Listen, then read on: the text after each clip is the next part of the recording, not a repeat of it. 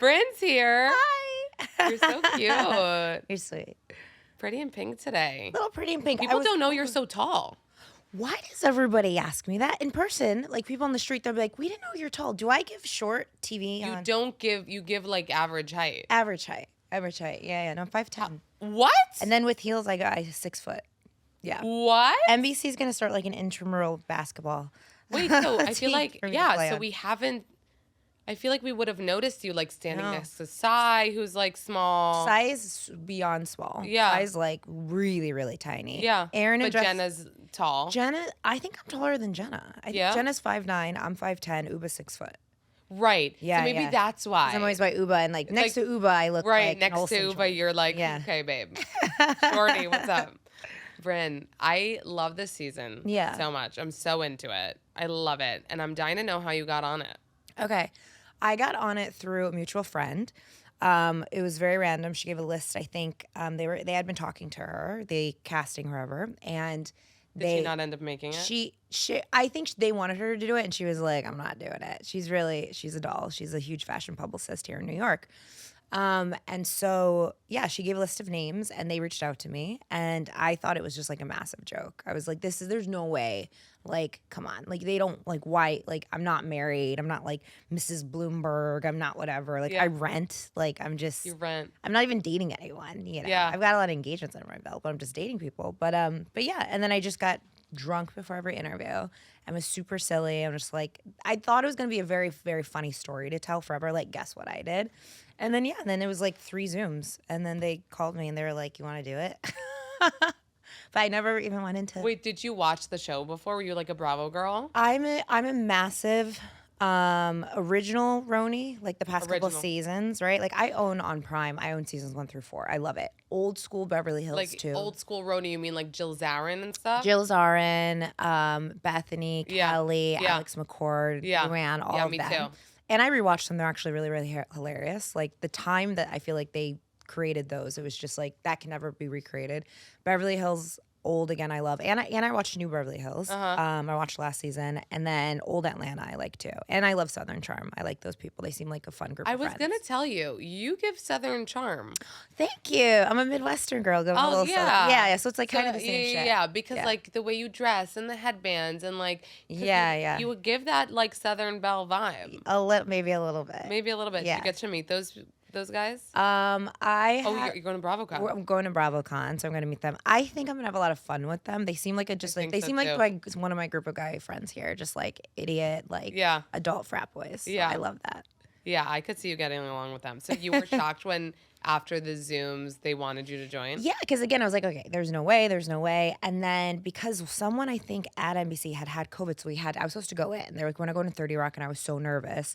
And then someone was sick, so we had to do it via Zoom. So it was the third one via Zoom. Yeah. And I was like, they're not going to cast me over Zoom. Like, this is, like you felt like it hurt your chances? Yeah. I was like, because in person you would be. But I was wildly relieved too, because like I've only gone to 30 Rock for like my real job as like the associate to a talent or something. I've never gone in there as like for someone who's the talent. Yeah. This is very, very strange. And I just kept thinking, and I think that's kind of how you should approach things. Or I have found when you don't want something, that's the thing that you get. I'm trying to do that now with like marriage and relationships. Like, I don't care if I get married. Yeah. Said me as I'm like panicking, anxiety ridden every night.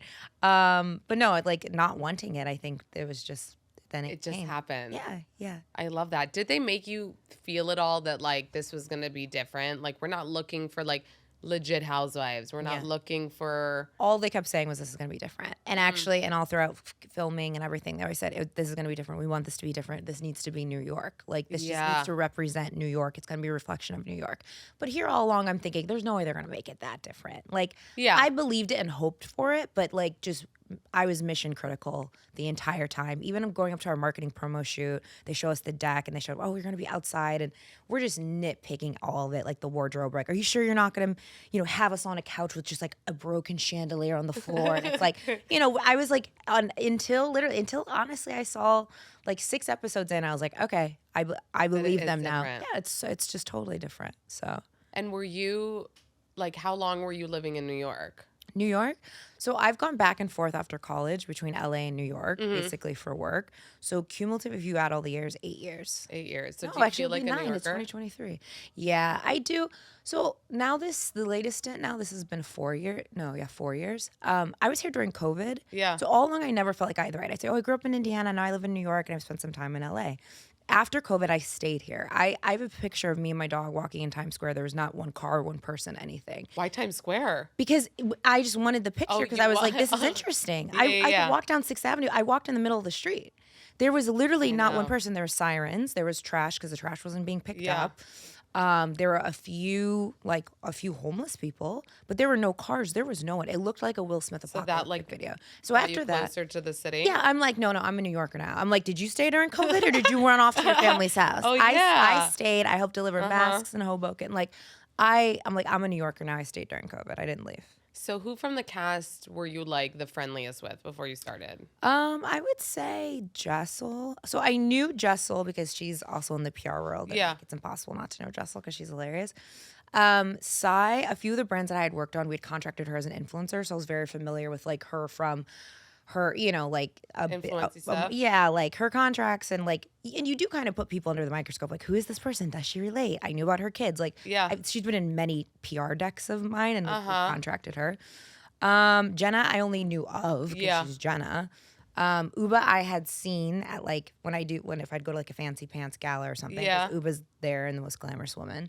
And then Erin, I didn't know. Oh, Erin and you didn't know each other at all? No. It turns out Erin and I have probably like the most mutual friends, actually. Because you're like similar ages. We're similar ages and like Hamptons and whatever. Yeah. And like, you turned 36 this year. No, baby. So they filmed it. I was 36. I turned 37 in February. You turned 37. So I'm 37 going on 38. Babe. Don't get me started. Did you think this is where you would be ever in your life? God, no. Like filming a reality show? No, never. Like in New York City, being all like fabulous. I've had like 15 lives and I've done such crazy stuff that it makes sense in that regard. But I never actually, no. And also it's something that I watched. Like think about something that you watch on TV right now. I know. Like what's your favorite TV show? Don't ask me that right now. Okay. But it's like if you're like watching Succession and you're like, oh, now I'm on Succession. I know. Like, how did this happen? I know. It's surreal. But did it also not scare you? Because when you're asking me that, I'm like, I would be, because of all that I know, because I watch this show, it would petrify me to go on the show. Yes. I'd be so scared. I'd be like, look what happened to so many of these women. Right. You know what I mean? And it can go north or south or whatnot. Yeah. Did it not scare you? It did scare me because I think if I'd done this when I was 27, I think it would be a train wreck. I feel like I've been through enough shit. I know who I am. I've made mistakes. I'm just at a point in my life where I was like, no amount of, even if they did try to do like a Survivor, like, or Bachelorette where they're always in your ear and really trying to mess with, if that was the case, it's not the case. But I was like assuming worst possible, like hope for the best, assume the worst. Like you would stay true to yourself. Yeah, I was like, no one like, you have to put me in like an interrogation room. But you also know how crazy the fans are and how they can dissect every fucking thing you say. Yeah. Did that scare you? It did. It intimidated me. But again, I thought like, they're either gonna, it's like real life. It's like people are gonna love you or hate you. Like you can't. Do you have thick skin when it comes to that stuff? I do. Yeah. I do. I think I get very sensitive when it's someone that if I respect you, then I will care about your opinion and then it really hurts. Like it guts me. But if you don't know me, if your name's not in my phone and like I have your phone number, you have my phone number, why would I care about your opinion? Somebody said that. That's a good sentence. I think it was like a Jonas brother. No, I think it was like Tom Holland. Yes. Yeah. He said it, and I reposted it too. It was like if I don't have your phone number, I don't care what you say. Right. Like if you can't text me or call me and tell me you have an issue with me, then like you don't know me. So therefore, why would your opinion of me matter? Yeah. And on the show, you were so vulnerable this season. You even started it. It's not like it was the 5th episode. Yeah. You kind of started and shared your story right away and brought all of us to tears. And you have such a story. Yeah. It's crazy. It's crazy. You were adopted by your grandmother. My grandmother. When you were I think I lived with my parents for like 6 months. But then it was best for us and what was going on in their lives if we would go and live with someone else. So there's 2 options. It's like you become a foster kid, a ward of the state, or my grandmother could take us in. So she took us in and then we lived with her. It was just like, it was supposed to be temporary guardianship, but then she ended up legally adopting us when I was, I think, in second grade after the trial. She was granted to be like, so I actually have I have a birth certificate that says no fathers listed, and it says mother, my grandmother. Wow. Legally, she's my mother. But you kept calling her grandma? I always called her grandma. I wanted to call her mother. So the reason why I called her Mimi, I've never told anyone of this, is because I wanted to call her mother, but she said, I don't want one day you to regret or you to resent me thinking I tried to take the place of your mother, because that's what. And she always encouraged me to speak to my biological mother. So I called her Mimi because I was taking Spanish in school, and Mima, or Mima, like my madre. Yeah. So I wanted to, in my own little like way, I wanted to refer to her as my mother. So I called her Mima for the longest time, and then it just became Mimi, like the last 15 years of her life. And when you speak about her, you get so emotional. Oh, like, yeah, she meant so much to you. Yeah. Even now, so now it's okay. Now I don't feel it, but it was crazy. In front of the cameras, those confessionals were, I think I fought a lot with NBC and Bravo and the production company. They were always so kind. And obviously these are things that we have to talk about, right, in confessionals. Yeah. But we had to work around my schedule. Like, I think I did like half of the amount of confessionals that the girls did. I only went in a few times. Why? Because of work? No, not because of work. Everyone has busy schedules, and obviously you're there all day. But I just was like traveling a lot, but also I knew that we had to talk about those things. Like the first 3 times, I think when I'm in the black dress, I was like, I don't want to do it. So they let me not do it. Then when I was in, and then the last one, they didn't make me do it. But when I'm in the sequin top, there's not a lot of sequin top because I went in twice. I'd go in for 2 hours. And I knew we had to do it. So like when I just sit there, I wasn't funny those days. I wasn't, whenever I was going through those questions, like, I don't know, Cy, Aaron, we're all bitches. What else do you want me to say? Because I knew that they were going to ask me the questions about her. Yeah. And I was like, you have 20 minutes to do it. And we just went. And I would just like, didn't even drink. I would just leave like shattered. Is she harder for you to talk about than like your actual parents? Yeah, because I didn't know my parents. Yeah. I don't know. I still don't know them. Yeah. When my father died without me ever knowing him, really. I only knew him for the last 2 months of his life. Yeah. You reconnected with him before he called you to tell you he was dying? So he actually was living in Europe and with his new wife, and he had I have a half sister that I had found out about, and he got diagnosed with liver cancer. I think it's cirrhosis of the liver, and he knew he was going to die, so he wanted to come back to the United States to say goodbye to his mother, right? His mom, my other grandmother. And on the plane, on the flight, he started bleeding internally because of he was like last stage cancer. So he immediately was taken to the ICU. And then we were told, my mom called me. I was on homecoming court, senior year of high school. And the night of homecoming, I'm putting on my dress. My mother calls me and she's like, I just thought you'd like to know your father's in the US. He's dying. You should probably come say goodbye. Literally.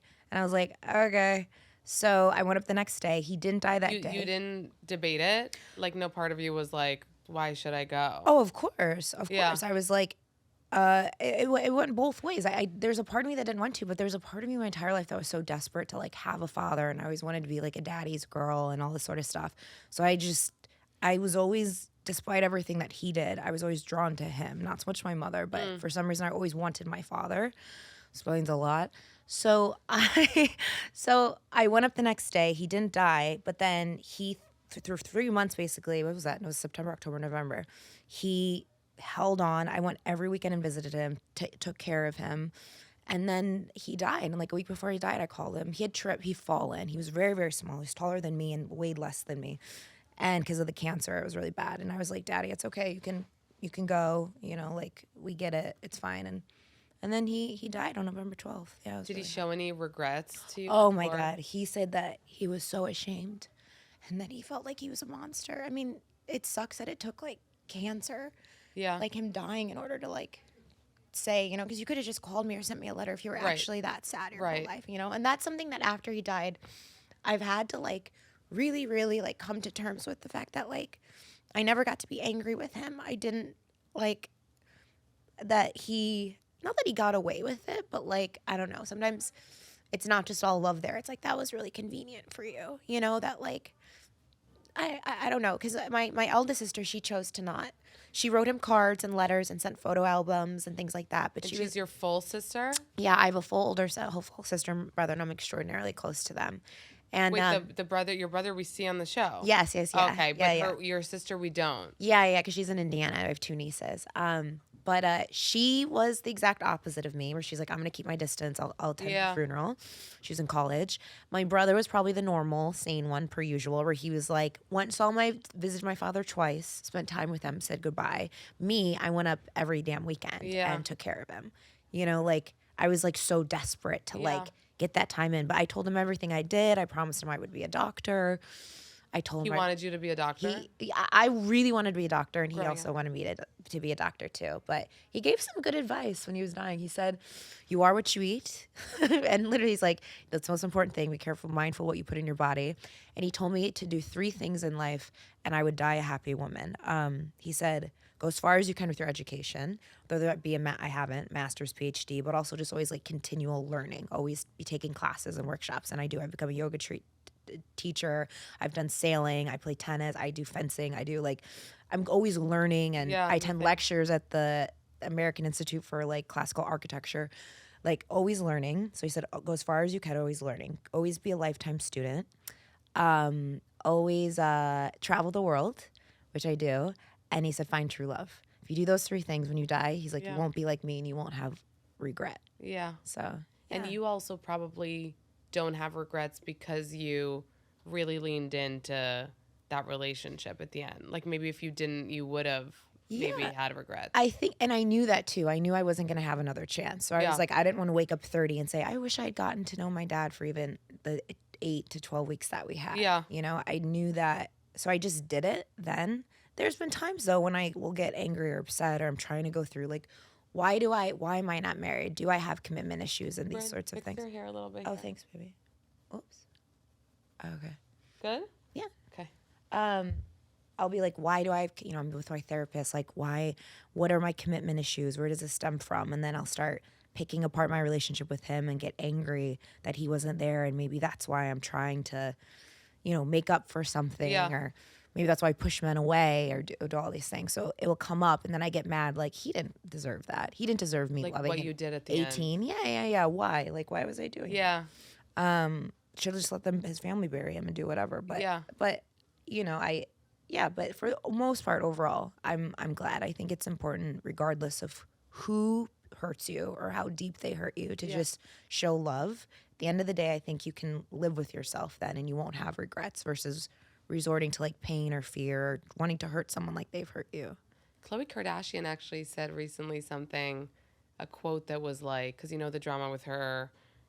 Yes. Tristan, like he cheated a bunch of times. Obviously, it's a whole different thing. But she said, like, you don't. Just because I'm not treated well doesn't mean I don't treat people well. Yeah. And she was talking about him because everyone's like, why is she still treating him well? And she said, just because I wasn't treated well doesn't mean I don't have to treat people and it well. doesn't make you a weak person. I think a lot of the times too, and I've even noticed this in this friend group. So we've gotten in a few arguments about stuff. Most recently in the summer, we're all having dinner, and I was telling the girls about the story of this guy that was basically very rude asshole to me. Very, very much of a gentleman, but I think he expected. I think a lot of men think that because I'm such a flirt and whatever, I'm the exact opposite. Like, I grew up so Catholic and like. You mean like they think that you would like? Yeah, they think I'm like some hoe, and then I'm gonna put out like I've literally said I can count on maybe like how many men that I've been with my entire life. Yeah, like, I've been a cock tease my whole life. Like, that's my thing. I don't care. And you're a vagina tease now, too. Yeah, I'm a vagina tease. Now it's starting to open up. Now I'm like, actually, well, I'm 30. I need to get married. I just like, why cut off half? If there's so many millionaires, females in New York. Are you really trying to find a millionaire, though? No. Okay. So back to, where are we talking about? Which one, which question should I? Oh, you were talking. Oh, you were talking about Khloe, though. No, you were telling me about the fight this summer. So you were telling the girls. I was telling the girls, and I was like, because he came up to the table, and they're like, who is this handsome man? And he's very, very successful and known as the head of a huge company in the world.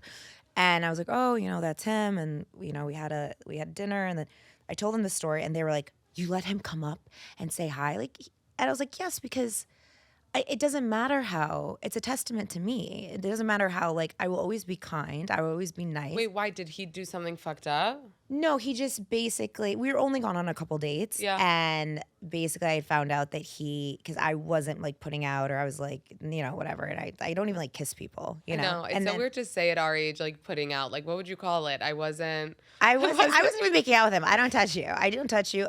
I literally, like, I hug, I maybe will kiss, but like that's after it. a couple dates. Like it takes you Yeah, but even longer. like it takes even like that. I mean, there's a reason why guys just have to end up proposing in order for me to sleep And with then- you. that's That's how why I you have do so it. many rings. No, but that's what my grandmother taught me too. Like, why would you give it away? Like, why? Like, there's no point. I have a vibrator. Like, I'm fine. Yeah. But yeah. So I found out that he had taken another girl out. And those wasn't even that big of a deal, right? And maybe he slept with her. I have no idea. But basically, because I ran into, like, he had said, oh, he had a business meeting. Then I ran into him at Chiltern. And he's with another woman. And I was like, but we're not dating. It's only been 4 dates. Like, he can do what he wants. But I told the girls this.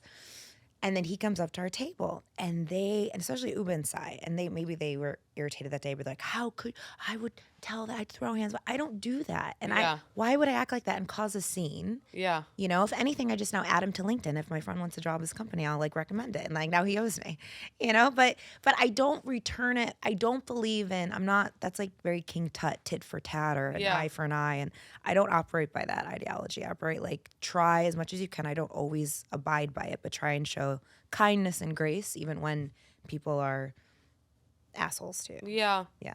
You said on the show, I'm so obsessed and focused on the fact that the two people who were supposed to love me didn't or couldn't. That was like... Oh, I haven't watched that episode. Really? I won't watch it. Because you knew? No, I don't want to watch it. No, because you knew that episode was like the episode. I was like, I remember when it came out, I was like, oh my God, I have an episode named after me. The most interesting person in the room, or girl in the room or something. And then I saw that Bravo had shared the hair story, and I saw all these beautiful comments, like tens of thousands of comments. People like, thank you for sharing. And you mean about my hair? I guess there's the salon scene. Oh, okay. In the Black Beauty shop. Yeah.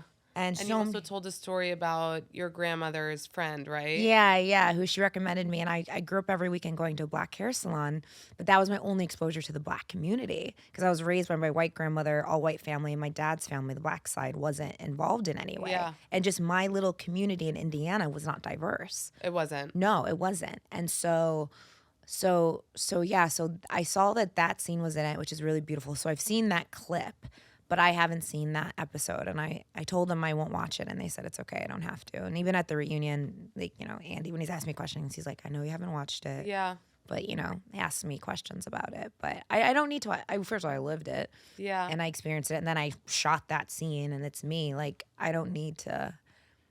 It's hard. It's hard to watch. And like I said, it was hard doing even the confessionals. Something about when there's cameras and you're sharing it, it's like it makes it real. Obviously, I know it's real. Yeah. It was my life, but there's something about it like officially going on the record. Yeah. It feels very permanent, and maybe... Does it feel weird to share it with the world?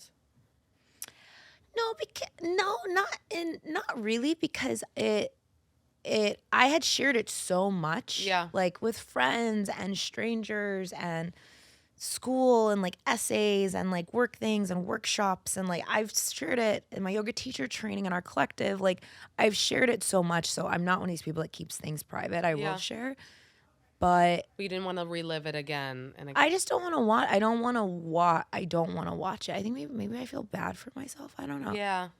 And you don't like that. You like to feel like I like to feel happy. Yeah, I like feeling happy and strong. Yeah. Like, because I think there's so much of that. And here, someone told me the other day, like, oh, you're just so happy all the time. I said, no, I'm not.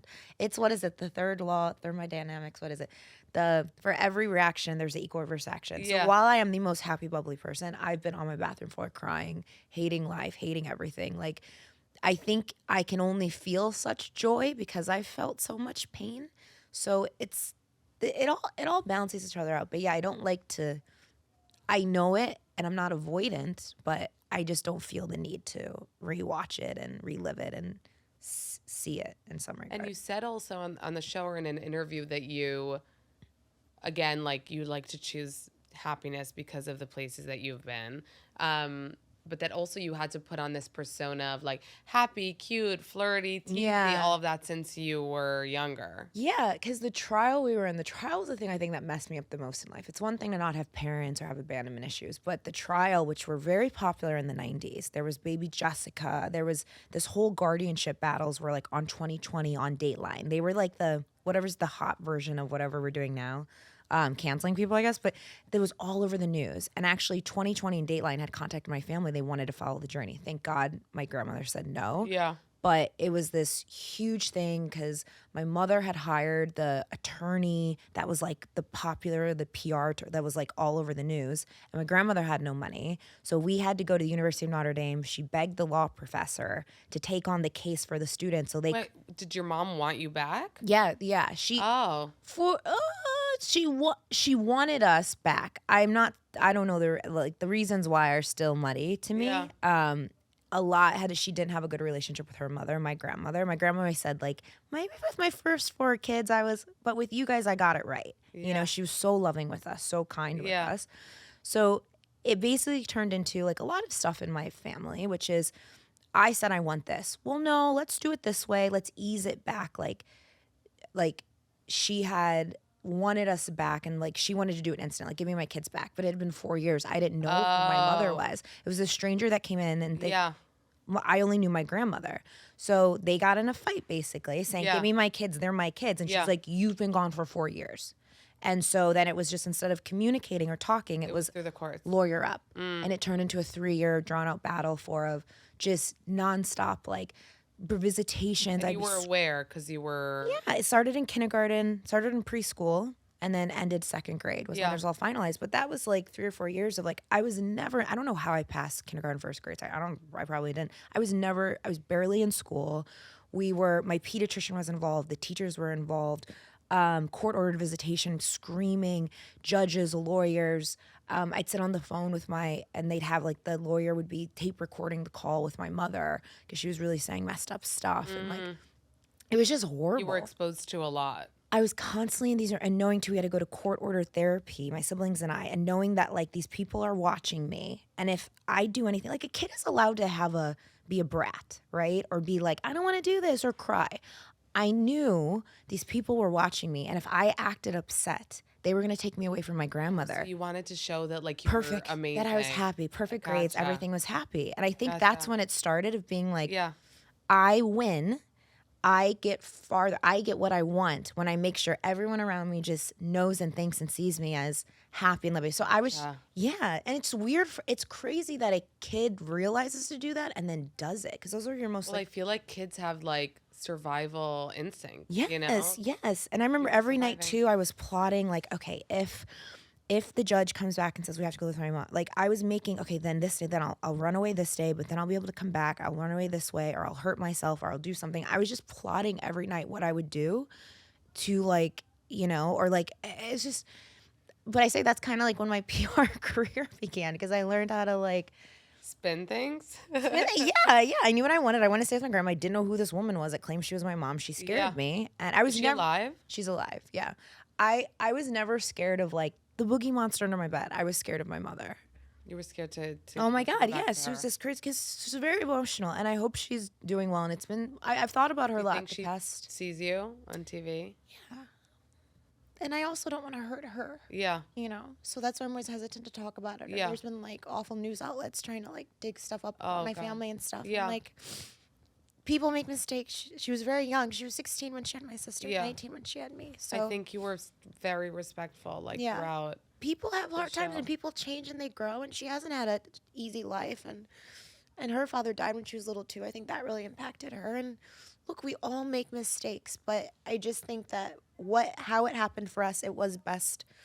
It was and I'm sure it was hard for a mother to not have her children, even if she did make mistakes, you know. But it was best for us to be with our grandma. Oh, sorry. I can also just grab it. You can? Yeah. I have go-go gadget arms. But it was best for us to be with her. But I'm sure too that also gets me too right now. like, when I think back, I think it's so important. I tell my friends when they're like, oh, I'm mad at my mom or my dad. First of all, if they're still with you, hug them, love them. They are a human being first that makes mistakes. They are a woman next, right? Then someone's wife. Fourth role is your mother. Stop being with like, my mom did. First of all, parents are there to fuck you up. They're gonna fuck you up. They're gonna screw you over. They're gonna project all their insecurities. I think each generation just tries to do better, but they're gonna screw you up. Stop being so hard on them. They're a human being. And I think only when we get older, at least to me, like I used to think that my mom could do no wrong when I was younger. And now I'm like, oh no, she does everything wrong, like, and that's okay. And that's okay. Human. But you do realize, like, oh, they're a person, and they're not like this, you know, altruistic being that doesn't make mistakes or always says the right thing or does the right thing. And we can't hold them. It's so unfair to hold them to those standards. Yeah. Yeah, and I just feel like, when was it? I think when I was like 29 or 30, it just occurred to me. I was talking to a therapist and I was kind of getting irritated. I'm like, I just can't believe that my mother did that. And then I was like, wait a second, Brynn, you're 29. At that point, I was like 29 or 30. And I was like, you can't even, like, you forgot to take your dog out this morning and the dog pooped in the house. And like, could you imagine being 16 and scared and whatever? Like, so you're understanding. The older that I get to, I'm 37 and my dog died. I haven't got a new one because it's a lot of responsibility. You know, like, it's so hard. And I think the older I get, the more I'm just seeing people, adults that maybe hurt me as a kid. I'm like, look, not cool, because I'm fiercely protective of children now as an adult because of what I've been through. But, like, give them a break, you know? Like, they're as long as they're trying and not really, really messing them up too much. You're amazing. Oh, thanks. You're also amazing because you're this anomaly that, like, you look the way you look, like 5'10", fucking stunning, but you're a chess player. You like collecting antique books. You, like, love the opera. You were pre-med. Like, we're all these layers. Lots of layers. Lots of layers. The layers. But, like, I think with everyone, what I tell everyone is, sure, I think I'm just on the nose about it. I think it's not just me. There's layers to everybody. I was very much raised, again, Mimi taught me, be whatever the fuck you want to be. And I remember we kind of make a joke, like, you know, I'm black and white. Like, I got the best of both worlds, baby. You can do literally anything. Like, so one day if you want to be like a total, you know, prankster, jokester, you want to act a little slutty, whatever, do that. And then the next day you can just go to the library. Like, who cares? Like, just whatever. And maybe it's multiple personalities. I don't know, but I'm just like, I just do whatever that I want. Like, we weren't raised to be like, well, you either need to be the book nerd or the cheerleader or the jock. It'd be like, why don't you just go do whatever you want that day and just enjoy it and not try to be like, oh, well, that's not me or that's not. But do you think that you have this, like, you kind of have this, like, Paris Hilton thing going on? You know what I'm talking about? Where it's like Paris Hilton, she even says it, like, she has the, like, that's hot voice and, like, that whole persona. Yeah. And she had, like, the simple life where she, like, doesn't know how to do anything. But at the same time, she's obviously not an idiot. She's very smart. She's very smart. She's also been through a lot. And she's, like, a businesswoman. And she's, like, all these things. And she even says, like, that's, like, an act. Like, I put that on. Yeah. Do you think that you have a little bit of that where, like, you have the, like, you even have a voice? Yeah. You have a little, like, the baby voice. It's especially when I drink. Especially when I drink, too. My voice changes. Also, someone told me that I was a little bit like Dorit from Beverly Hills because sometimes I get really drunk, too. I'm like, I said it when I'm, like, running around Aaron's house. I was like, the petrol. Like, what American says petrol instead of gas? It's not an act because unfortunately it's me. I've had someone on Facebook message me and they're like, glad to see, like, that's all my high school and college, like, glad to see you haven't changed. People I've worked with. Yeah. Someone messaged me and reminded me, they're like, do you remember in 8th grade you flirted with Mr. Hammond? And I was like, oh my God. I used to ask if I could, like, deliver the whatever to their class and people would walk in. I'd be like, hi, Mr. Hammond. I was like 12 years old. Yeah. Like, and the whole class would laugh and giggle because he'd turn around and then I'd go like that and stuff. Yeah. So I've been like, I get why Paris does it, and I think she started off in a certain different era in entertainment industry, and she definitely is putting on an act, and that's easier for her or whatnot. Unfortunately, I don't think mine's an act. I think I just act whatever way I feel like acting, and that's it. Like, but it's not like something I turn on or turn off. Yeah, like, unfortunately, but that would make sense that it's like a drunk thing too. Oh, like the baby 100. voice. What people also don't understand is I'm glad I didn't I guess I'm thankful I didn't come off as drunk, but I was drunk a lot at the show. You also said that in the confessional sometimes you'd go and drink before. Oh my God, yeah. And I Yeah. had my thing there, and I'm surprised. I think Can you hold a lot of liquor? I can. I was drinking yesterday, hence the voice. I can. I'm a tall girl. Yeah. I like whiskey and bourbon. Like I can take back a couple. Do you get hangovers? Now when I'm older, Yeah. oh my God, Yeah. they're horrible, and they last like 3 days, and I get Yeah. super depressed. Yeah, It's yeah. really bad. Yeah. But I love going out, and I'm the worst drunk because I don't like get sad or get weird or get sloppy. I just get more like I love everybody. Yeah. Should we go to You're Vegas? like on MD. You're on Yeah. ecstasy. I am. I just keep kind of going like, should we go to Vegas? Do you want to just do it? And then I'm paying for dinners I shouldn't be paying for. And I'm like, let's go do this. I'm making up with people that I fucking hate. I'm like, whatever, we're cool. Yeah. It's like I'm texting exes. It's a mess. Oh my God. A mess. Let's talk a little bit about some cat stuff. Okay. Okay. So the most recent episode that I saw at this point, there's a lot of the Jessel versus Sai stuff going on. Yes. Jessel in general, I think with you too, or maybe she's not trying this as much with you at this point. She wants to relate. She wants to have a story. Yes.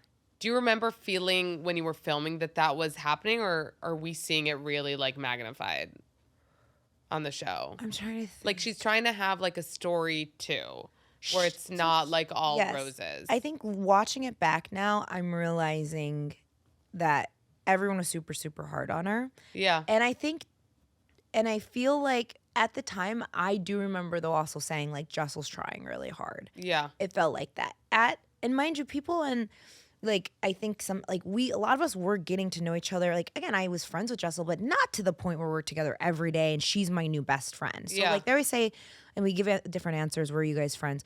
We all were like friend or friendly, but it's very different if you take like your associates that you run into. Oh, hi honey, you see it at events. Yeah. And you're like, this is your new best friend. Yeah. You know, and you like have to hang out with them. And so we were friends, but this level and kind of friendship is very unique.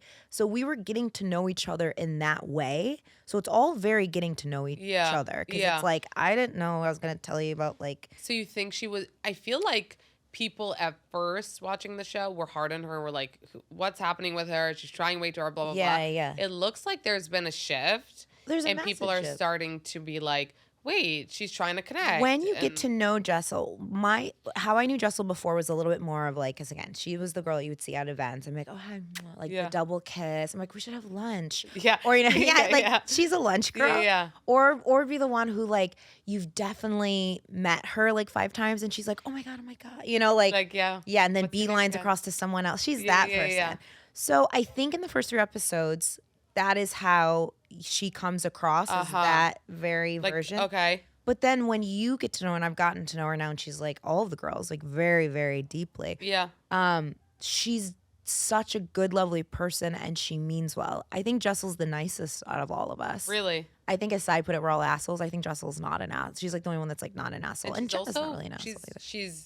She's, I mean, you've been very open with your story, but she's like, put in her sex life out there. Yes. She's throwing her husband under the bus. Yeah, like, and she's not, and too, like that scene where they're looking at the preschools and stuff, like someone else or me, even if I thought those things, even if I'm drunk, I know like I wouldn't like say them probably. Well, that's what people are saying. People are just like, she's given OG vibes.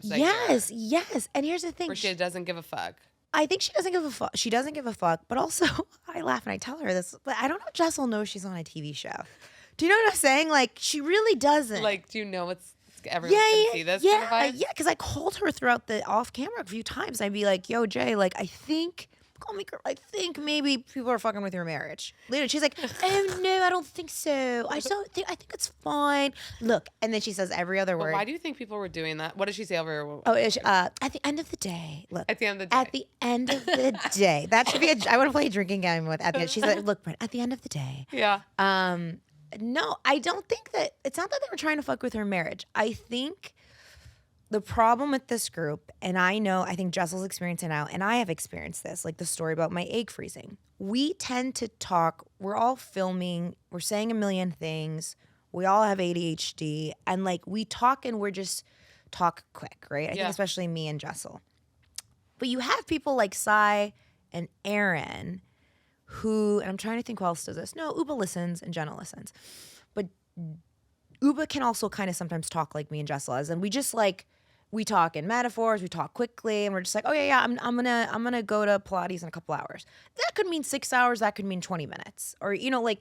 So I think with the whole ticket thing, she was just saying, oh yeah, the Vietnam yeah. thing, yeah. She's like, oh, he's going, he's booking his ticket in a couple weeks. Yeah. They took that as, well, you told us last week, so that is a 2 weeks, so now you lied. Yeah. That's not how, which I get it, that's their thing, Yeah. because again, I think it's like they're New Yorkers, they're like very direct to the point. Yeah. I'm not a born and bred New Yorker. Yeah. Jessel isn't like you either. wouldn't, maybe the way you were raised, you wouldn't even get into somebody's business that way. Yeah, but also I don't sit here. I'm not a timestamp. I'm not the transcriptionist in a courtroom. Yeah. I'm not going to sit here and be like, and then at 2:00 you said Yeah. that. Like I only do that Yeah. in corporate America. Where I'm like, he touched my ass at 12:03 on Yeah, December 5th. yeah. Like, but I think that same thing with how when I told Aaron the egg story in Anguilla. I speak very creatively. I don't like to sit here and tell you a story, especially if it's a story that I'm actually upset about, but I mask it in humor. I'm not gonna say, you guys, it was really upsetting going to get my egg freezing. I signed up for this appointment. They actually gave me a physical examination where they did an ultrasound. Then I had to answer a questionnaire. I'm like, then I walked in that place. They're like, hey, take your pants off, jump up on the table. Yeah. They shoved his curling wand in me, and I'm like, you guys need some sperm? That's how I tell stories. Yeah. Because I think it's boring to tell it the Right. latter way. Right. And Larry David also said, never let the truth get in the way of a good story. You know, Yeah. so I love all our quotes today. Yeah.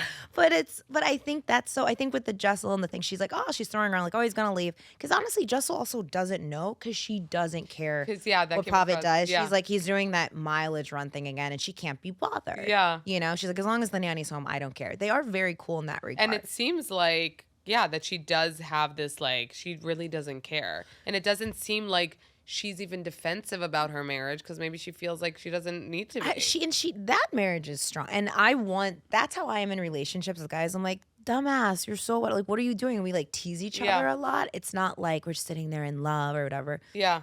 They're very cool. They have a very, very strong marriage, and yeah, I think it's not that she doesn't care because she's like, I don't care if my husband cheats. She just could care less. You know, it's like, he's in his man cave. Go watch your sports, honey. Like, Yeah. that's how she Yeah. is with them.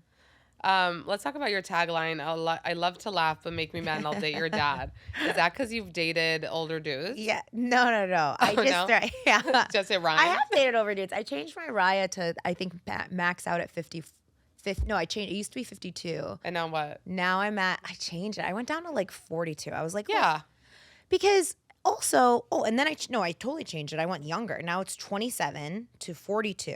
It used to be like 35 because I was like, no guy that's my age would want to marry me. Or Yeah. like, it's always like the older man wants the younger girl. Or the younger guy wants to like. Yes, but now I changed it. And these like or I don't know what the 20-year-olds, these 20-year-olds are like emotionally available. They're like asking me about dietary restrictions before dates, you know? 52-year-old guys, they message me WYD, like, what are you doing? I'm like, No. God, you have a How lot do they of even money. know what that means? I don't know exactly. Probably with their teenage daughters. Wait, do you feel like dating now is better or worse since the show? I haven't had time for it now since Yeah. the show. That's the only thing where I'm like, but it's actually better. When I was filming, everyone was like, oh, you know, like, that's cute. We definitely don't want to be on it, but very happy for you. Now, all these guys, everyone's like, oh my God, I think they think it's so, so, so cool. So actually, like, DMs are a little hotter. It's fun. So the guy that you did bring on the show, the Oh, car yeah. guy. Yeah. You were engaged to him. I was engaged to him. Everyone really liked him. He's the most lovely human being in the entire Everyone world. was like, wait, why didn't it work out? I know. I wasn't ready. Like, I think I made up I was able to convince everyone that it was him, it wasn't me, but it was I wasn't ready. I wasn't Is ready. he like there if you want? No, I wouldn't say that.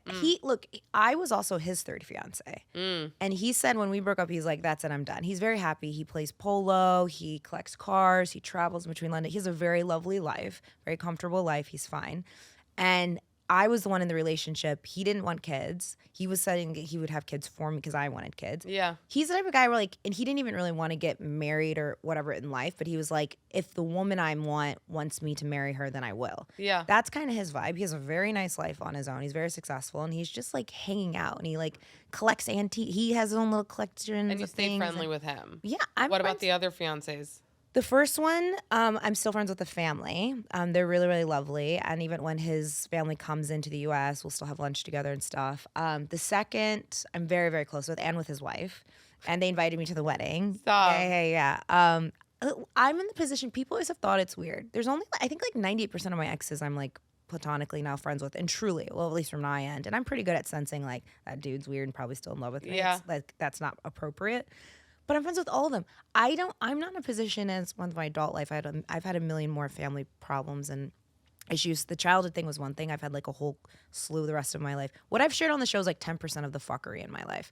Like there's a lot, there's so much. We got so many more seasons of trauma and drama and family shit, like recently even. But I'm not in the position to just throw away people that love me. Every man that I've dated, there's been this common denominator of I'm like little orphan Annie going to their families like, love me. And they just embrace me. The moms embrace me. The siblings do. So just because the romance is gone, like as long as it's appropriate and they're still single and no one's still in love with each other and the significant others aren't threatened or whatever, I like to still be friends with them. I'm not in the position to just throw away people that love me. Did you end all the engagements? Yes, but in my defense, here's the other thing. No, I mean, there's no. All the engagements happened when we were broken up. All three of them. I broke. Like they proposed out of. It wasn't like we were in love and then they just proposed. It was we were very much so broken up, and they came back and like, please, please, please, let's get together and will you marry me? Yeah. Were there rings all three times? 2 out of the 3 there were, and then we were supposed to go the next day and. Or all rings back. Yeah. That's weird. And we touched on the money thing before. How important is a dude with money? So I grew up poor on welfare. Yeah. So food stamps, like even in college, I would take Adderall because I didn't have money for food, you know? So like I don't have any want to be poor ever again in my life. Yeah. And so I'm very unapologetic about the fact of I don't understand why we sit here and care on Hinge or on these dating apps. What are your interests or music? No one has ever gotten divorced because of the fact that, oh, I didn't like your Spotify list. Yeah. Irreconcilable differences, and most of the time it's due to financial constraints. You think? Yeah, no, that's what's listed. Financial. The sub box is checked of like, that's what people cite. The reason for divorce is because of a lot of it was because of financial issues. Yeah. And I'm very well aware of what houses cost, what private school tuition costs.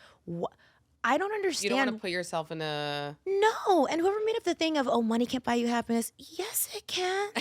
Yes, it can. What rich person trying to keep poor people poor said, oh, it can't buy you happiness. I've flown so you don't want on EasyJet and I've flown on private planes. I can tell you which one is better. So you basically want to you want to be comfortable. I want to be comfortable. Are you looking for a millionaire? I don't. Or for someone who, you'll have like a comfortable life with. What I want is, first of all, I think also you have to be in the position to want what you want. So like you need to be financially sound and have your shit together. And if a guy needs me tomorrow, if God forbid they die, I'm widowed, and I have a family, I can go out and pull $1 million a year. I'll go, I'll hustle, I'll consult, I'll do whatever, I'll start a business. I've always been that way. So I'm very confident. I'll sell Mary Kay, in this sweater. I'll do it. I'm a worker bee.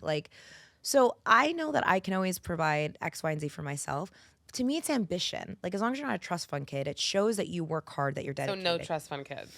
I don't like trust fund kids anymore. Okay. I like you to be, you came from nothing, you did the garage bit, and now you're this really, really, I'm turned on by successful men. Yeah. I I don't care if you were a trash man, but have the waste management conglomerate on the Eastern Seaboard. You know what I'm saying? Have your, be the, CEO of every, be mergers and acquisitions. Tyler Cameron. Everybody always asks me about I mean, because there were some vibes. I mean, he does give vibes, though, I feel to a tree. Yeah. I feel like he just knows it. People say, I keep saying, too, as someone who told me that, I was like, Brynn, you could flirt, you could turn on a lamppost. And I feel like it's the same for him. Yeah, so I feel both of you together. Watch What Happens Live. They knew what they were doing. The devil works hard, but the bookers that Watch What Happens Live work harder. And they knew, too. But was there a vibe? There's a little bit. Yeah, it's cute. At first cute. I was just how I do with Jenna, and I'm just playing along with it. And this happened with Jenna too. I was just kind of for jokes. I like to make Jenna blush. Yeah. That was our ongoing joke. I'm whatever. Now I watch it back. I'm like, wait, Jenna's hot. She's successful. I don't really. I'm 37. I don't care at this point. Wait, do you really? But that's the question. Swear to God, I don't care. You're open. No, I literally say I don't care what's in your pants anymore. Really? I care about. Have you had experience with women? I've only made out with women. But that was college and in front of a guy and trying to turn him on. I would 1,000%. I 1,000% date a woman. I don't care. Yeah. But why? And women, after watching the Barbie movie, I'm like, I don't care about these Ken. Why can't I don't know. Like, do I look Did at? Jenna at any point though, when you were like flirting with her, did she ever take it seriously? I don't think she really takes me seriously. Because you were laying on her bed. You had nothing under that towel. No, and I was like scared we were gonna see that something. day. I was also we've been drinking all day, hammered. I had like 12 cocktails that day, like 12. Okay, I have a quick fuck, marry, kill before we go. Okay, Abe, Babbitt, David. Abe, Pavitt, David. Yeah. Oh, this is easy. Oh, it Fuck is? Abe. They're just so cool. Abe and Aaron. I'd like to fuck both Abe and Aaron. They're just cool. You know, Yeah. like I love them. Fuck Abe. You said easy, Brynn. I know, but I'm trying to figure out because You I don't wanna like kill? both. Yeah. I like well, them just both. Decide who you want I to guess I marry would just forever. I marry forever. Fine, I'll marry David. David's so sensible. Yeah. I need a sensible person. I need the opposite of me. Yeah. And he's so calm and Yeah. sensitive. So yeah. And then I just kill Pavitt because it'd be fun to chase him. Just Sorry, shoot. Pavitt. I love you, You can Pavitt. go to Vietnam now whenever you want. Brynn, thank you for coming. Thank you, on. my love. You're a Jemmy. Thank you, baby. Thank you.